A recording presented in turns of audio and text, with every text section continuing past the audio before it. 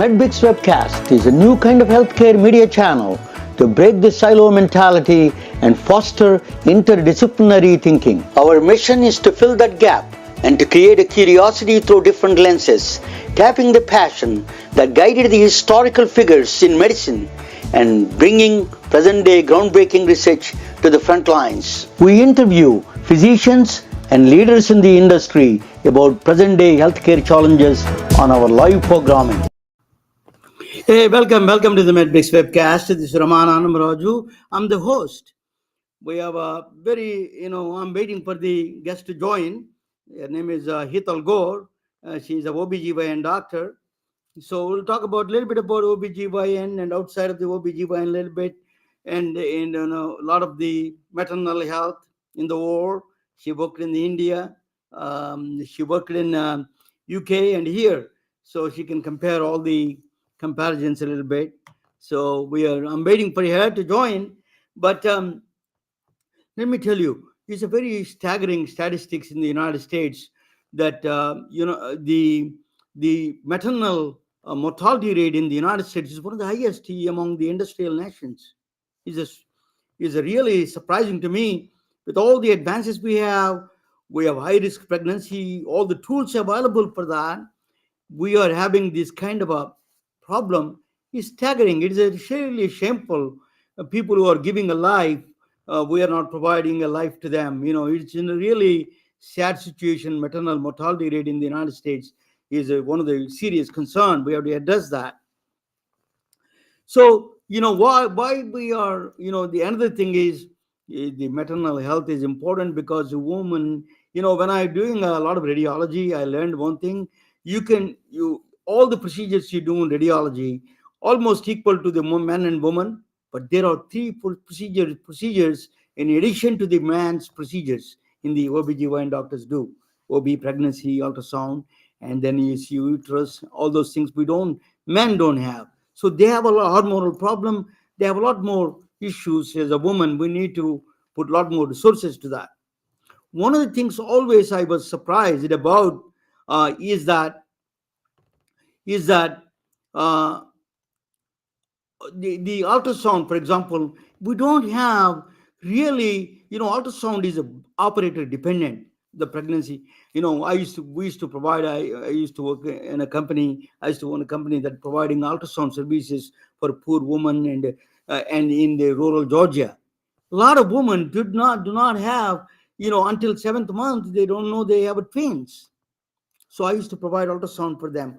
Now I think we are getting a new kind of a technology is coming up from Silicon Valley. One of the things tomorrow I'm going to visit that code is so imaging. It is what is called that It can recognize anomalies in the birth, during the baby's structure, and fetal rates and everything. It can detect, AI based system. That's really where the AI can help us. Honestly, that is where we need it. um, Let me check with that. I don't know why she's not coming. She's not there yet. I'm going to um, say, let me call her and see what's going on. Doctors think that the technology is easier, but sometimes challenging. Oh yeah, she's here. Okay. So Hetal Gor, she's from the New Jersey. She's practicing OBGYN doctor, and she joined just now. So I'm going to bring her. Let me explain. Let her explain me her background a little bit. So Hetal, hey, welcome to the MedBix webcast. Thank you so much for having me. I'm so sorry. It got a little late. Came from West Coast and now back to Jersey, but thank you for having me. Okay, thank you for joining. And let me ask you, just give me your background a little bit. Your professional and personal background a little bit, so people know about you. Absolutely. So, as you all just heard, little brief introduction. I'm Dr. Hetal Gor. I'm a board certified practicing OBGYN in New Jersey. I was trained in University of Bombay in India. I did my medical schooling, then I did my um, MD, DNB, DGO, FCPS, which are all the degrees of OBGYNs that one can get. A DNB is a national diplomat, which can practice anywhere in India. I did that training. Then I went to London. I did my MRCOG training. Then I came to United States. I did again the whole residency. And since 2003, I have my own practice in New Jersey. And since last 5 years, I've started what's called GYN aesthetic, which is a very upcoming branch about sexuality and gynecological causes, which are not for the looks, but these are for sexual function, for incontinence, for laxity, for vaginal atrophy. So that's kind of a GYN medical spa that I have. And so that's kind of a little bit of my background.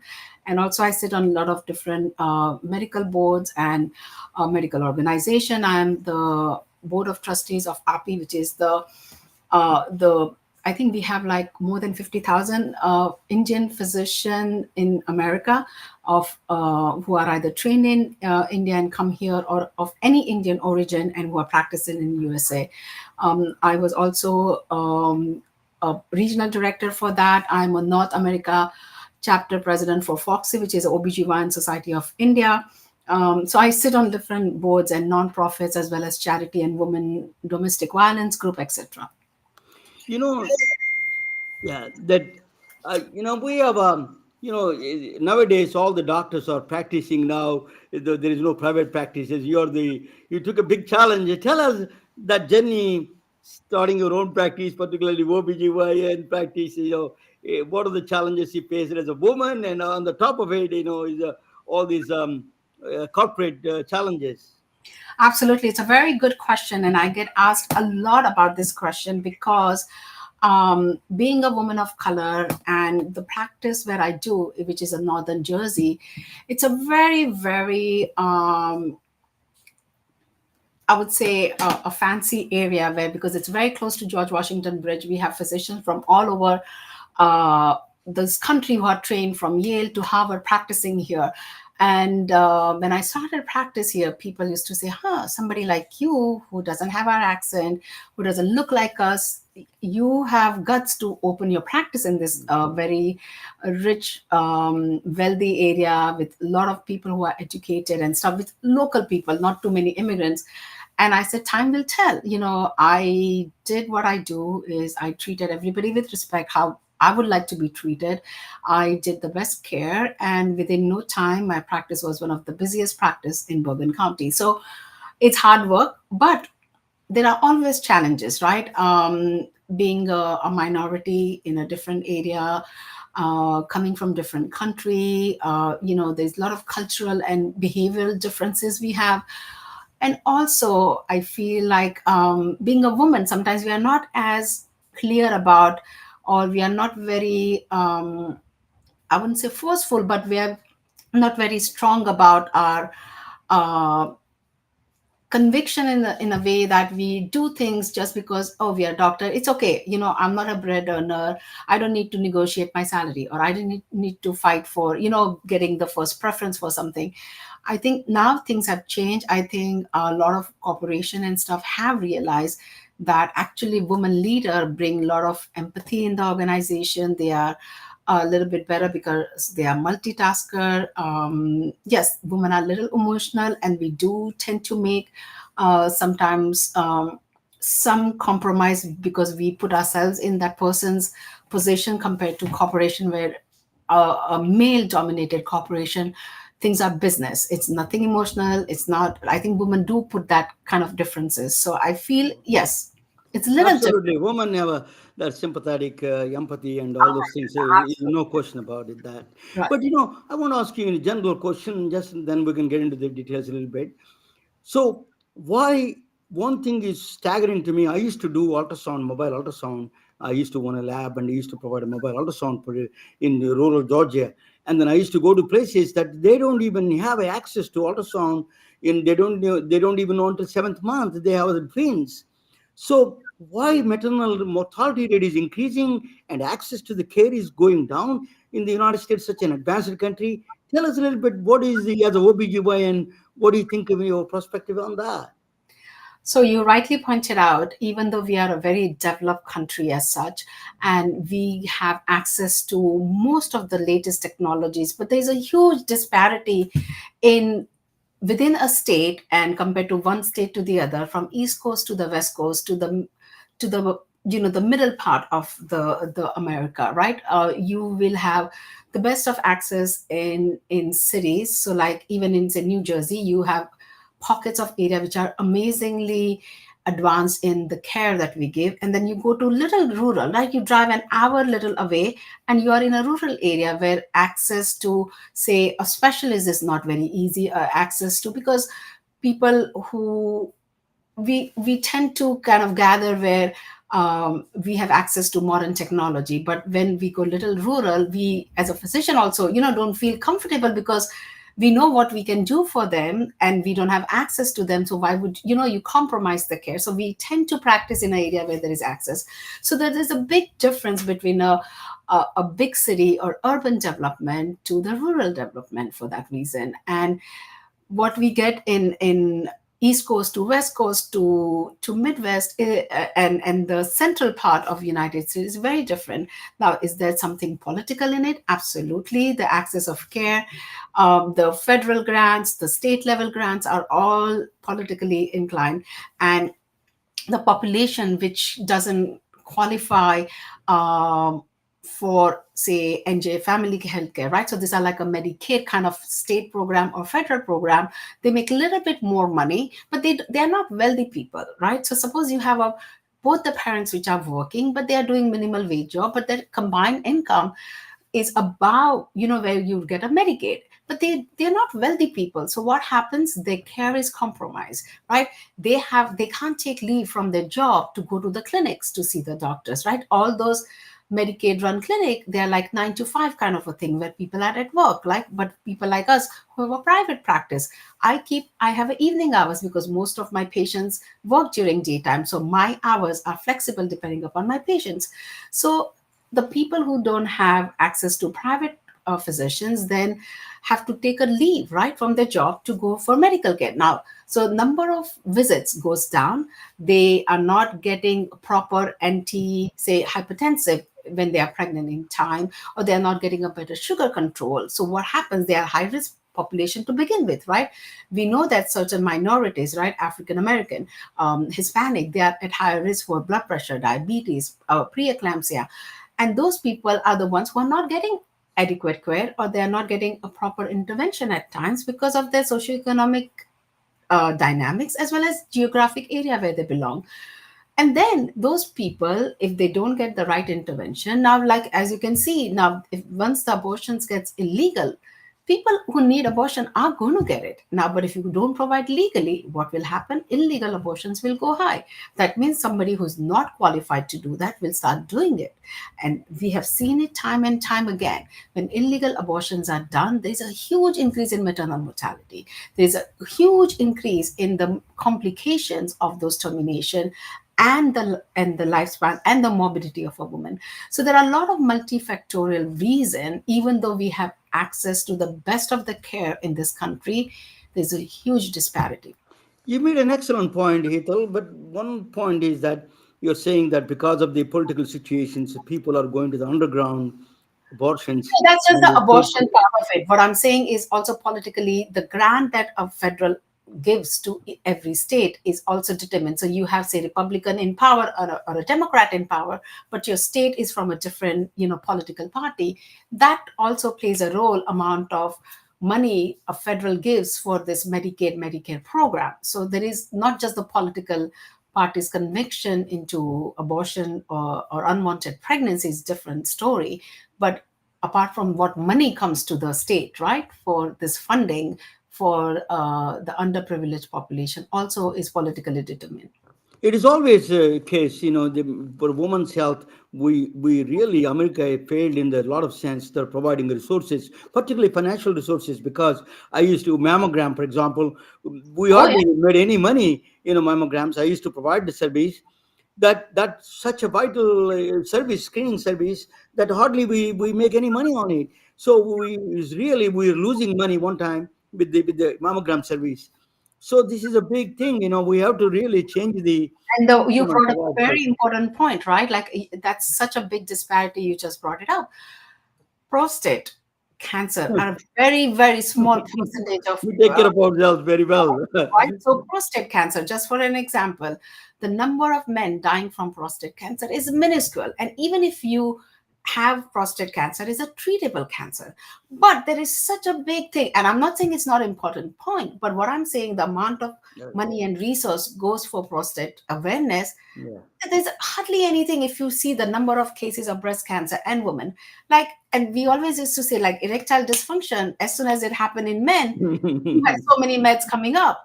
Till now, they don't make anything for women, right? Women go through menopause, and there is a sudden change in at so many level in women's life. Does there a big awareness? Do anybody talk about it? No. So absolutely, I gender. agree. No, I agree. No more. He's perfectly agreed. As a man, we are privileged to some extent. So that absolutely, there is a something that definitely need to be done. You lived in different continents, different countries. What one thing I saw one of your that the interviews, it's very interesting. You brought something different dimension to the care. Usually OBGYNs talk about women's health and gynecological problems and this problem, but you thought something as a different is that food as a medicine. Bought some traditions from India that he bought it. That is picking up a big time now, even among American physicians. They're recognizing food has to be treated as a medicine. And really, tell us a little bit about that you were thinking about cooking and cleaning and all those things. I cook and clean, because by the time I do that, I feel so good after that. To be honest with you, it is a mind cleaning process, in fact. So now the buzzwords are mind body connection, right? Or lifestyle medicine has come into play. But if you look at our Indian way of living, our Indian traditional way of treatment was always that, right? The food that you put in your mouth is what you become, right? So if you have a lot of spicy food or hot food, like some people say that, like, so if you have a lot of, say, garlic and onions and this, that kind of gets your mood hyper. When you have a calming food, so same way what you put in, and our food is so well balanced. If you see an Indian meal, it's perfect. Go to north, south, east, west, doesn't matter. We have some carbs, we have some protein, we have some oil based things. So it was a very perfectly balanced meal. Now, we as a society in this western country, but also the worst part now what has happened is people in India has become so westernized. Now when I go back to India, I Yeah. see the number of obesity, and and I tell them, we left that junk food, we are going to healthy lifestyle, and you guys had a healthy lifestyle, and they are eating all this Absolutely. barbecued and deep fried. KFC is there and McDonald's is there, and they are all lining up eating. Obesity in kids in India was never heard of. We always talked about malnutrition, and now obesity has become so. Why? Because But we have taken up those bad things, right? So mind, right, in our Indian culture, meditation, taking downtime, taking relaxing, doing yoga kind of made that mind body connection. And I think we always talked about it, right, that the minute you take half an hour, 10 minutes for yourself to balance yourself, right, you're more productive, you're more. Even we physicians are worse people, right, because we are running, we forget our own health. Now as I've got older, I've realized the importance of it, right? Because as an OB, I used to be up for 36 hours, 40 hours, and I still don't sleep as much as I should. I still sleep 5 to 6 hours a day, but I've gotten more conscious of my health, my mental sanity. So doing meditation, breathing, doing activities as you brought up, right? Be it a dancing, be gardening, be cleaning. What happens? You release endorphins, your happy hormones come out, right? Your oxytocin comes out, you're much more productive, your number of hot flash goes down, your moods are better, you don't need an antidepressant, you don't need anti-anxiety. So that kind of thing is inbuilt that a lot of people now are realizing, and there's a whole separate branch of lifestyle medicine. because do you think that the autism spectrum is anything to do with it a little bit? The process of the autism spectrum is going up in the United States. That's a bigger concern. As an OBGYN, you deal with a lot of babies. Tell us a little bit about that. Is there any connection there? Is So some even autism. in India is growing, right? Yeah. Correct. So autism, unfortunately, there is not much that we kind of still know about it. That what causes it, we know that it is predominant in certain areas in this country. We know that it runs in some families, and they are genetically more prone for it. Now, even if you're genetically prone, being in a wrong geographic area, so say we know that certain parts in the United States, if those families are in that area, the male offsprings get affected more. Now, is there an increase in autism, or we are diagnosing it better than before? We would say, oh, he's just mentally slow, or maybe there's something happened. We don't know. Either we are diagnosing it in early and we are recognizing that as an autism spectrum, or actually there is an increase. Now, my take on this is that we have made our life little convenient by having packaged food and frozen food and canned food, and then we use microwave to warm. We don't use stove, or we don't use oven. Now, is those radiation? Is this freezing? Is this preservative? Is this plastic? Is this what? In the water, we if you analyze anybody's water, there is tons and tons of pollutants, there is tons and tons of small plastic particles. They have done studies where the amount of they took a blood, and the amount of pollutant we had in our system is high. Now, is that one of the reason autism is high? It's hard to say, but yes, there is one. What we know is that some certain families, certain parts of the world have more cases of autism. The Steve Jobs said that one time is all the roads end in India. They created a really, the system. He used to go Hare Rama Hare Krishna. I'm not that far from Palo Alto here.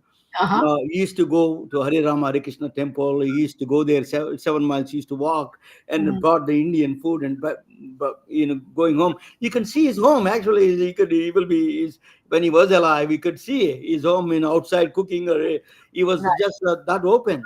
So he always cooks one food, one curry, and then one chapati or something like that. He used to eat quite a bit of Indian food. So that way, people developed some very simple, powerful food. I learned from a couple of doctors from here. Dr. Japra is a good friend of mine here. I learned from him. These things, that one thing is that simplicity in the food is such a thing. My mother never put any powder in any one of the dishes. She always used seeds, mustard seeds, cumin seeds, all of them are. So why, we are realizing now that is something, these powders creating some kind of a, I don't know, preservatives, whatever it is. So there is a responsibility for the OBGYN doctors to talk about, because you are the protector of the next life and the Absolutely. present life. So We I have two think we have lives. to raise the voices. So do you agree? Absolutely, absolutely. And that's why there's this big movement here also, farm to table, using fresh produce, organic, right? Everybody's doing organic. Some of it you don't need to do organic because the prices goes high. Anything that you peel away, I tell my patients, you don't need to spend money if you're going to peel away. So say banana, you're going to throw the peel. You don't, if you eat organic or not organic, doesn't matter. If you have orange that you're going to peel away, it doesn't matter. But apple, peach, plum that you're going to wash it and eat it, you should do organic. So of course people are more aware of this steroid and hormones that were used to make, grapes look bigger and lasting for weeks. And I would like, I put a regular grape outside, it's fall within 2 days, and then which is non-organic can stay for weeks. How is it possible, right? Like you make a food and you leave it outside, within a day the bread is gone, but the store made bread can last for weeks. So we don't know sometimes what we are putting in our system. So that's why farm to table concept, the organic, all this is coming because we realize, yes, convenience is one part, but then your health is also very important.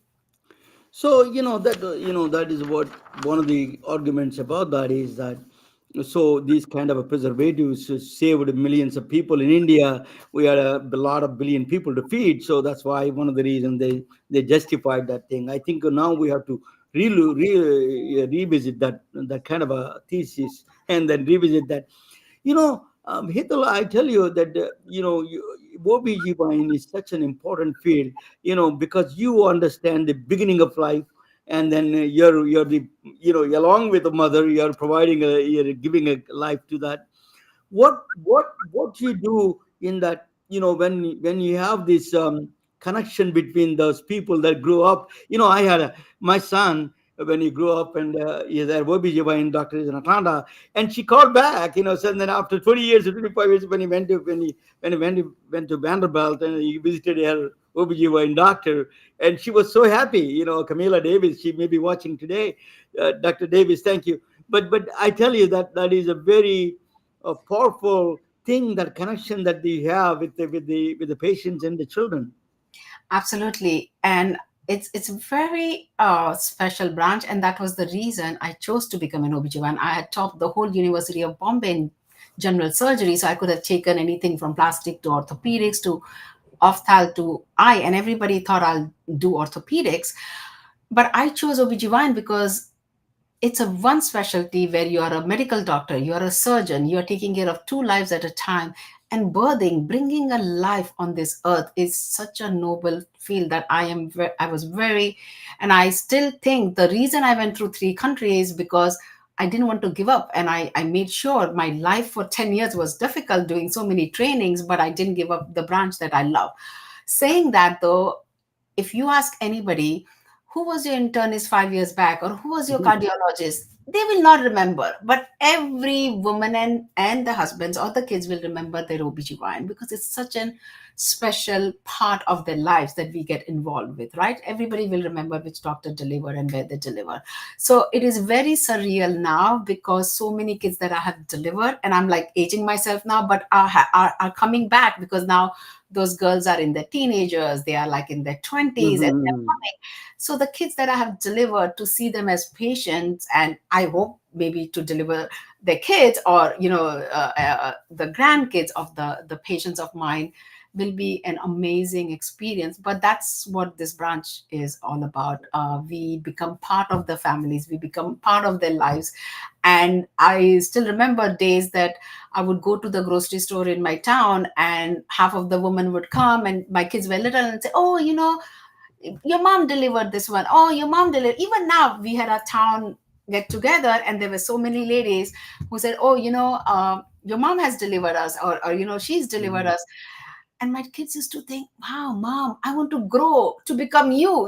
It was such a noble Yeah. profession, and I still feel it's a very unique profession. I'm glad you repeated the noble word. I'm going to present a topic on a nobility, a noble profession like you. The people are. I'm going to present that and come back and ask you about your non-profit organization work, and then American Association of Physicians of Indian Origin, which I'm really somewhat connected. So that's where I met you actually in person. So let us let me present that topic, and then after that we come back and talk about your non-profits. I'm going to present. That's Dr. Hetal Gor from New Jersey. She's presenting a OBGYN doctor, fascinating woman. Let me I'm going to bring both of us in the side, and we'll watch together. So yes, that's Hetal Gor and me are watching together. So this is a I'm going to give you the silent heroes of the Indian rural India's healthcare system. I'm going to four people, two men and two women. I'm presenting. I'm going to talk with you that you will be surprised at some of the things. So the my village, I talk about the villages because the rural life. I'm from a small village in southern India. It's a remote village. It's like we have that we have no electricity. When I was growing up, no electricity, no running water, and my house is very small. And then that the transportation is wagons. My mother used to go in the movies with that in the wagon. I used to hang around in that wagon. We are like 50 years behind the entire India. Even India, we are behind. That kind of a village I was born in, and everybody was born at home. Most of the people are not. They were not born in the. So that is my village. So the agriculture based economy. Just I want to give you just a typical rural villages in India, how it looks like in 60s and 70s. This is my village is agriculture based economy that they do plowing, same thing, and sometimes we had Russian tractors that we use to do that. That's one of the modern technology we had. Healthcare is non-existing. There's like no hospitals, clinics. There's a local doctors. They take care the local made up doctors that they with those kind of local doctors like they're self-taught doctors. Life was born in the midwives provided a lot of care, like now that Ethel is providing that care now. That that are you there, the Ethel? I don't you're in the camera, yeah. No, I'm here. I'm here. Okay. So light is not there, that's why. Okay, so anyway, that's a life was born. The reason was I was talking with you, you will know about it. There's a lot of common diseases in India: typhoid, malaria, and cholera. There's a bacterial and there is a parasitic. All the infections are same usual suspects. So what deaths are basically cobra bites. In my village, the cobra bites are big. A lot of people used to die for cobra bites. So we don't have antibiotics things up there. It's a very, very big. And then very suicides, very, very rare. But they used to do pesticides. They drink and commit suicide. Those are the things that they used to do if there is a death, if we talk about. But this is that's my father. He was a self-taught doctor in the village. He knows how to read English, and then he became a village doctor. He's self-taught. My grandfather was a doctor in a small village. First grandfather. He's not direct grandfather. I used to go with him in a bicycle and go to another 10 miles. And then he used to take me. My father used to take me. That's where I got interest in medical field. I'm not a doctor, but I may spend 30 years in medical field. That my father used to take me there. I saw first time X-ray there, all those things. So my father was a very influential, and he was carrying a bag. That Jonathan Fisher was talking about carrying his father's bag. He was showing same similar bag my father was carrying. Like there's a penicillin, there's a band-aids from Johnson. I don't know. The Ethel knows all those things, but she was a later generation. But my father was providing a care for those people. Actually, I tell you a story. There was a woman. I was young, 12 years old or so. I was hearing huge screams in the early morning in my village and a few blocks from there, and the whole night she was screaming, unbelievable screams I heard. And my father was the only doctor there. He doesn't have a lot of tools. He went there. We have no transportation at the time. Yeah, and my father was trying very hard to help her. And then in the morning, 5 o'clock, he came back with a grim face, and all the screams are, silenced, and she died with ectopic pregnancy. That is a sad story. And my father was really taken back in that one.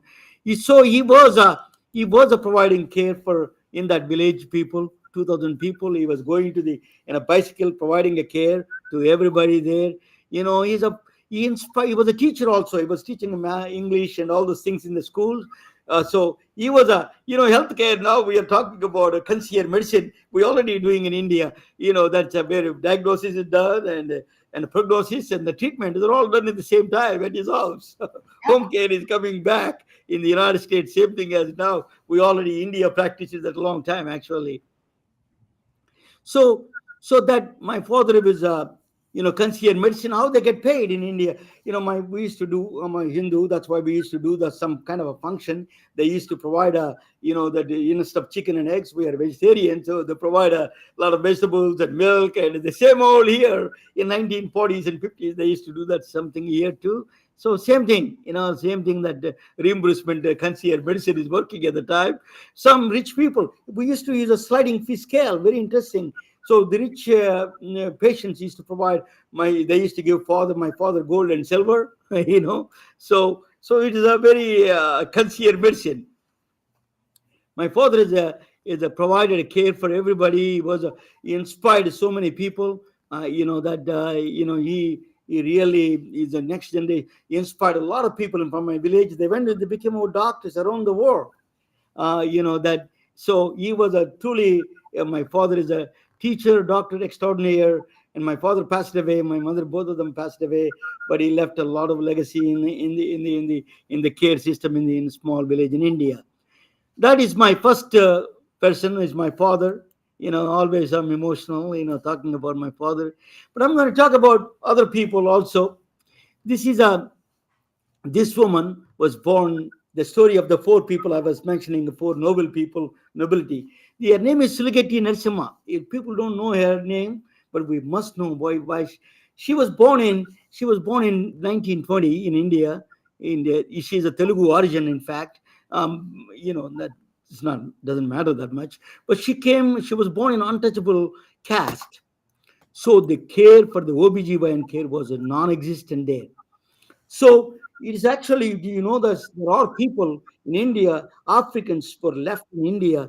During the Portuguese brought them, English brought them, some of the slaves from Africa to India. People don't know this. 50,000 African, there are different race, African race. They're there in Karnataka, some in Gujarat, some in Andhra Pradesh. They're all scattered, but they're all 50,000. They're left out. The story is the ship was broken and they left over there. Whatever the reasons are, they left 50,000. They're still there they are very Adivasis, the call. And there was absolutely nobody. They were ignored society. Nobody was providing a care. This woman went there and then providing care for. She became a midwife, and then 15,000 babies delivered. Envy to the Hetal. 15,000 babies she delivered, and free care she gave, no charge at all. She provided care for the most voiceless and then ignored people on the planet, on the in Indian continent. And she was never tiring. She lived almost close to 100 years. See that, she has her own seven babies. She had her Wow. own babies, seven of them.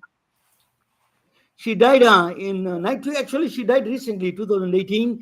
And Narendra Modi gave that Narendra Modi, on her passing, she was given a highest civilian award, Padma Shri award. One of the highest civilian award was given to her. And Narendra Modi paid a tribute to her, saddened by the demise of the Padma Shri Sulageti Narasimha ji.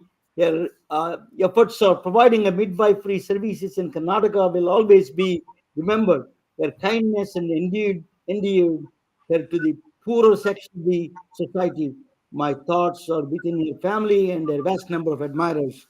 That she was one of the forgotten heroes of the Indian subcontinent of providing the healthcare. The third is that she's from Maharashtra. She's kind of a Maharashtrian Brahmin. She's a rich family come from. She came to the New Jersey, where not that far from Hetal staying. She moved in 1885. She moved to United States for study medicine. She's the first woman MD from the United States. She did. She was, at the time, Thomas Edison was a young guy. They were doing up. There is no electricity in any. There is no even a cars. Automobiles are not there. There's only trains and the bullock carts and horse buggies. That's all the transportation is. She came to New Rochelle, New Jersey, where the first electricity was. Thomas Edison was implementing there. She moved there first time. Then she went to University of Pennsylvania Women's Medical College. She attended, and then she got the MD in 1885. She got the MD, first MD. She did her thesis is very interesting. Uh, Hindu obstetrics among Hindu women. She wrote, that's very interesting. She wrote, if you see that, so Yeah. she wrote that as the importance of the think about 22-year-old woman. She came as a 19. She's 22-year-old woman. She wrote this. She's a prolific writer. Yes, the importance of the obstetrics can be measured only by the value of life and health, and both being of a paramount consequence, it is a deserving of a most careful study. She was defending Ayurveda. He's defending. She's a really natural, but at the time, C-section debate was a big one. She was defending Ayurveda. He was stuck the balance between the Western and the Eastern medicine. That what Hital is trying to do now. So she was actually she was a written an autobiography. Caroline Dahl in the socialite wrote an autobiography of the Joshi, Anandi Joshi. Her name is Anandi Joshi. And then Sarah Kapit, she is a professor now. She wrote a thesis about the woman of India, these women who came to the Pennsylvania College, first college. Now is a Dexter campus right now. It's a University of Dexter campus.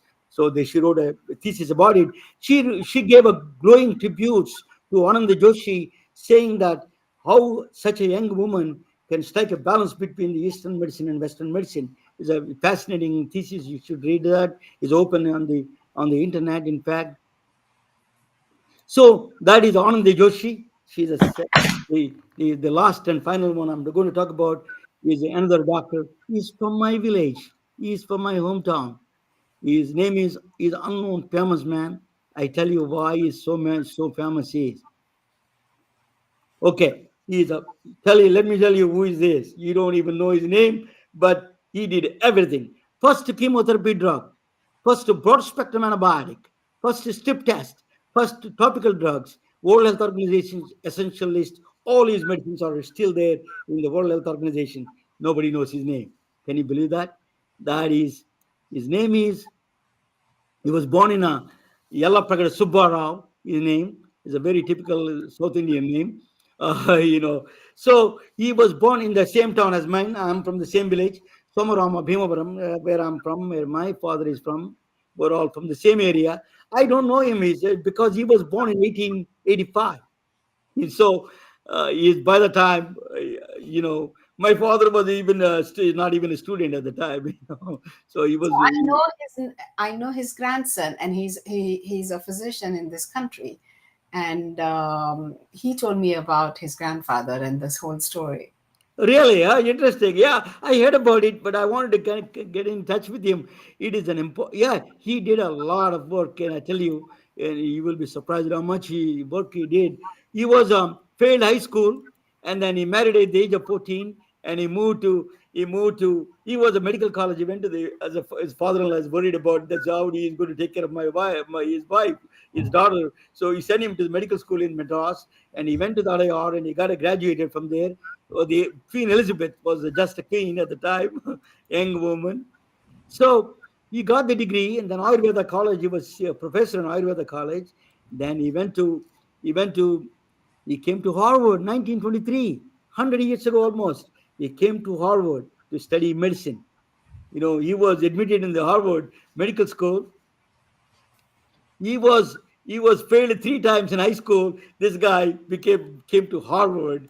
I tell you, he became a tropical medicine. He got the degree in tropical medicine. He was discriminated. His papers were hidden. He became a faculty member. He got a PhD in biochemistry, and then he is a doctor. And then he His papers were stolen. They were not publishing. He was a direct discrimination. You're talking about, Ethel was talking about, he is a directly experienced discrimination. He did not go, he was not given tenure, so he moved on, and then he went to somebody recognized his talents, and the Lederley Labs hired him as a director in Pearl River, New York, not that far from the New York City. He moved to the Pearl River, New York. Um, then he was that invention. He started inventing unbelievable inventions. Alphabet, the phosphorus invention. He first this strip test, phosphorus test. It is a lot of alcoholics and diabetes people. After the calcium, phosphorus is the biggest mineral in the body. He invented in 1940s. Think about that time, 1940s. I'm talking about Harvard. Came out of the Harvard literally labs was a small lab. Heterozoan tablets, he invented heterozoan tablets. These are topical drugs, particularly used for eosinophilic tropical diseases. Still is in the part of the World Health Organization list, that is, heterozoan tablets. They're now testing those tablets for coronavirus, Ebola, Zika virus, and other things. Then he was third one. He's a mother of all. Methotrexate, that first chemotherapy drug for children he invented. He discovered first chemotherapy drug. Sidney Farber took it from him and then got his name. But he is the first one who gave the methotrexate drug. He invented, he discovered it, and then he saved thousands of children because of his invention. That is a mother of all the inventions, in my view. It is a really saved 1940s of children's leukemia is a big thing. There was you cannot do surgery, anything. You have to, it's a targeted drug. That's the first targeted drug, actually. Then he did first, then think about that. First antibiotic drug, iromycin. What he did was he hired a guy, a slave owner son, Benjamin Dugar from Alabama. Nobody was hired. The Southerns at the time, still Confederated, all the Southern, South, and North of the United States. Big problem. Nobody wants to hire him. He hired Dr. Subbarao, hired him, worked for him to as a in the Lederley labs. Then they produced this first. They got it from Missouri, some kind of a grass, and then they found a broad spectrum antibiotic. Then they want to do clinical trials. These two guys, two people from South, there nobody wants to give them clinical trials. So they went to the Harlem Hospital. Harlem Hospital. Louis Wright is one of the famous black surgeon at the time. Harlem Hospital. He let him do the trials there, and is a phenomenal success. He's a runaway success of the automycin. That is called automycin at the time. That is a huge success. Then 1948 approved his drugs, and then automycin was approved, and he became a very well-known, famous doctor. And then he was given a tribute. Four Nobel. He deserves four Nobel prizes, not one or two or three or four. Four Nobel prizes. He deserves it. He could not get anyone. That is the end of that is a discrimination at the height of that all over the world. He really did that. Dr. Elliphagat Subbarao, he died in 1948 in Pearl River, New York, with a heart attack at the age of 53. Very young age he died, and he is a truly remarkable. Pfizer bought the Lederley lab. Now they have a statue there of him there's a plaque about him in the Pfizer labs. So Pfizer bought him, and he's truly, one of my best friend. She's Yasha Pillai. She's a hematology oncologist she's chief medicine of a region Ron. She's writing a book about him, and then Hetal was telling she met she was talking with her grandson. Let me bring her. So these are the remarkable people, and I produce a t-shirts for them. And really, we cannot be ignored all these people. These are the silent heroes. In my view, they're these are the silent heroes of our one on a personal note. I can tell you both have the same name. My father and him came from same town, and both helped people. All the poor people helped people. My father had nothing. He provided care for people who had nothing. In a small southern village in India, my father Subbarao helped my village, and other Dr. Subbarao helped the world. Stories of those two women is heart touching. People come and go, but the nobility of these people. Yetal was talking about nobility. That's what it is. Who serve the silently create and shape better tomorrow for all humanity and remind the noble profession of the medicine. Thank you for watching. Let me bring Hetal to the stage. What do you think, Hetal? Amazing stories. And yes, I knew about Anandibai Joshi and Yella Pragalata because of Anil. Anil is a friend of mine. And so many stories are there, right? Unfortunately, some do get recognized, some don't. And as you mentioned, even now, there has been some sort of discrimination, but in a very subtle way. Sometimes it's not as obvious as it used to be before. But as far as some papers, or especially in academic situation, who gets tenure, who becomes professor, all those dynamics play a big role in minority and especially women to get kind of recognition.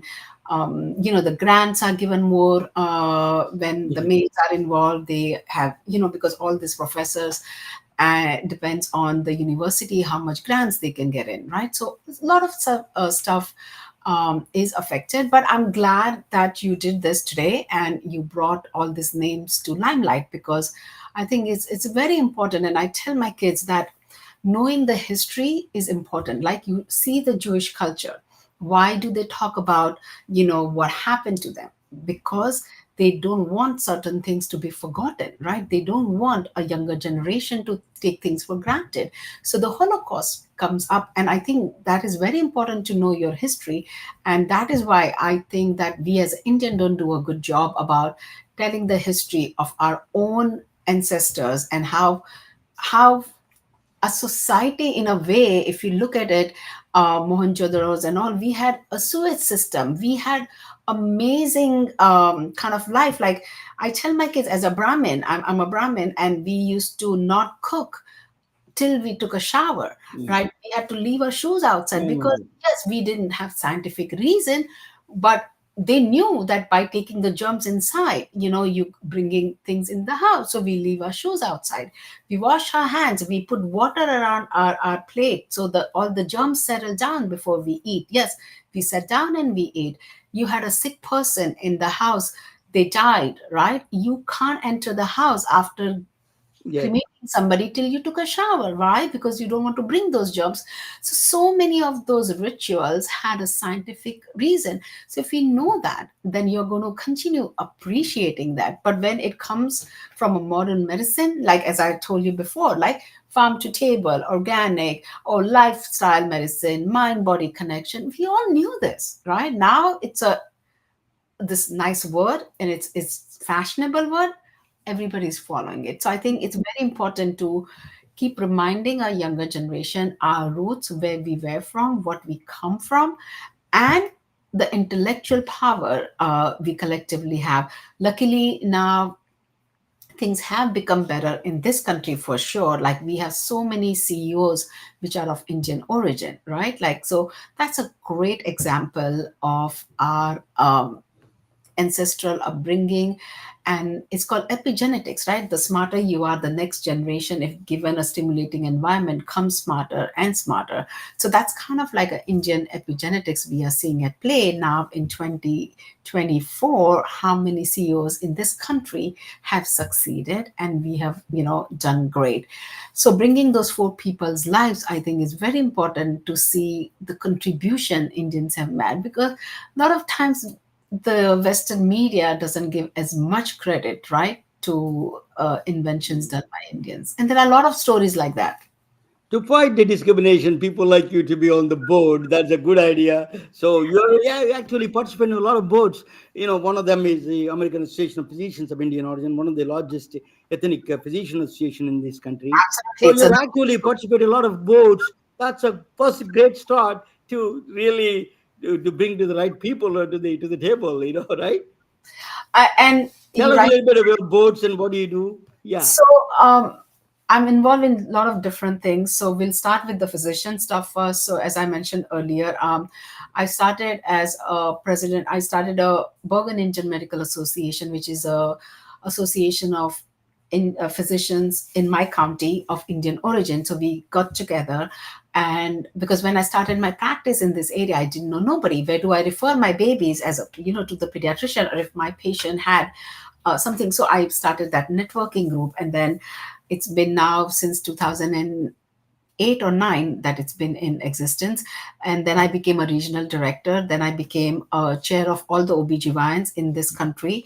And now I'm a board of trustees of AAPI. And my goal is to bring different regions of India together in Indian physicians, because, that's something that I always felt a little bit that on the basis of religion, or on the basis of regions, on the basis of language, we kind of separate ourselves. But where do we draw the line, right? You might be from my region, but then I speak this language, and then I went to this medical school, and then this, it never ends. So I think at the end of the day, we are all Indians, we are all humans, and I strongly believe to bring No, that no, no. kind We have all of common culture good in Lord. API, and kind of move forward, and to give the general public the importance of how many Indian physicians are there and what we bring to table, right? As we all know, Indians make a very, very good minority community in this country, because we all work hard, we pay our taxes, we are all educated people, all our kids are doing great. So people love, Indians as neighbors, as their friends.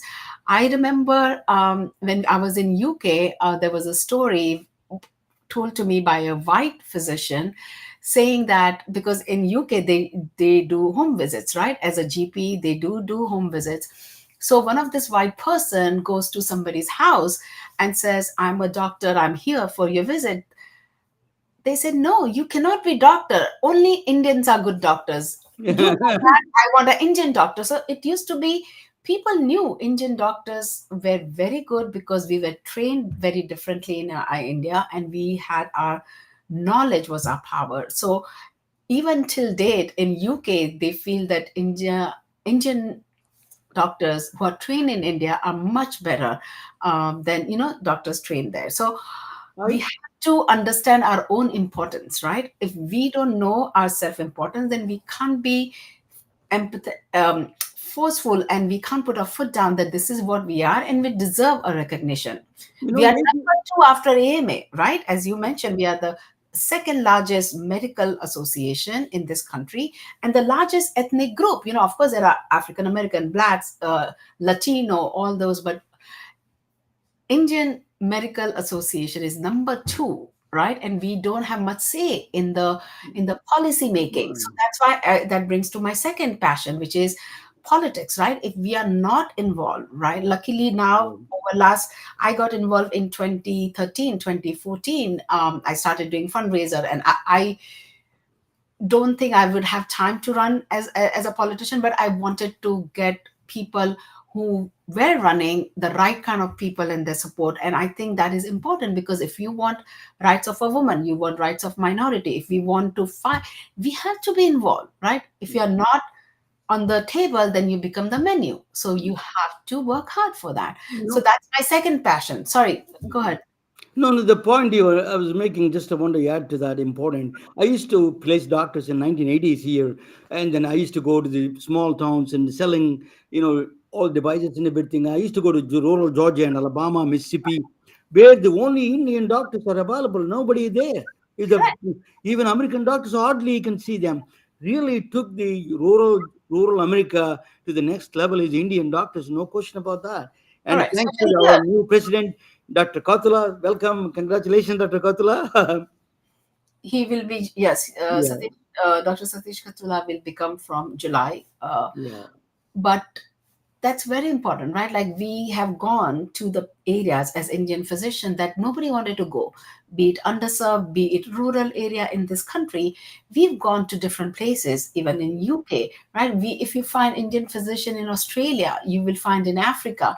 Why? yeah. Because we have that talent, right? And we have helped so many people in so many different ways. So the third aspect is giving back, right? The charity, doing There, something. let us talk about that. Yeah. So I feel very passionate about it. So be it an organization where we raise money here and we send it to India, and we follow up not only education part of the, the kids where people don't have food, we give them, school gives them food, we raise money for those, we raise money to give them grants for education, but also for women, right? Because if a woman is strong and is educated, it uplifts the whole household, right? If you don't let women be uplifted, what happens? The family doesn't rise up, right? So when the women were educated, women were given grants for the businesses, women were taught banking, that don't give your money to your husband and he will drink it away and then your money is gone. No, start Mhm. saving it aside,